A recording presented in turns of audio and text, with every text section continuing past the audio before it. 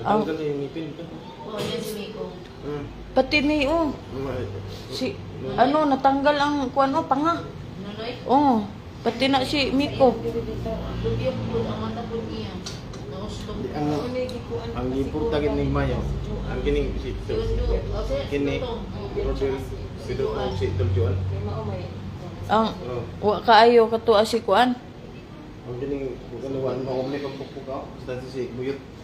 Basta ang kining Tulo, duha ra ang wa pukpuka. Ay kining omni pagpukaw. Puro ning lunggab ning mata. Di man dyan. Tanan puno, ipokpok. Buak man pud ay kunong uluan ni. Pero wala sa mata. Wala sa mata, ang sa diri gani sa may bungo.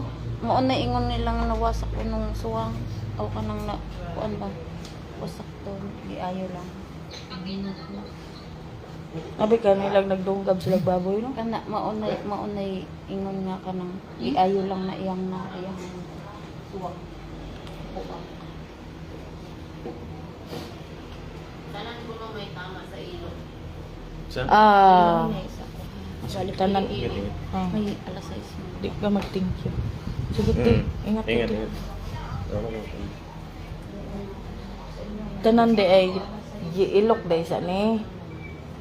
Tapos gipuspusan. Ano de na kon bang putok tigit nga para sa ilo kun tama? Gikuan daw ganina na. Puro dunggab sa ilok. Okay, wasi-was. Kani sila tanan puro gidunggab sa ilok, puro martilyo ang ulo. Grabe naman yung brutala naman tao. Ayun. Ilok pagi. Pangkuan pang ulo.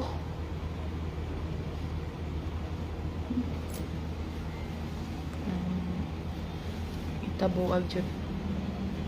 Ako ging iyaan ako ang ma-imagine gid. Kapag niya nakita iya ang anak ug apo no, sige naglumpasay, mukalit og syagit. Mukalit og syagit nya kani ang bot lang in taon. Ang amahan sa bata nagbiyahe nga ri di mukaon. Saon na lang.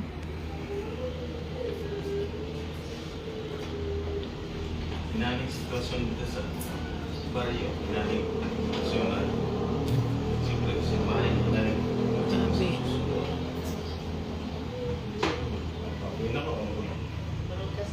Ako lang yung iyaan ako ang isip og si Lola ba.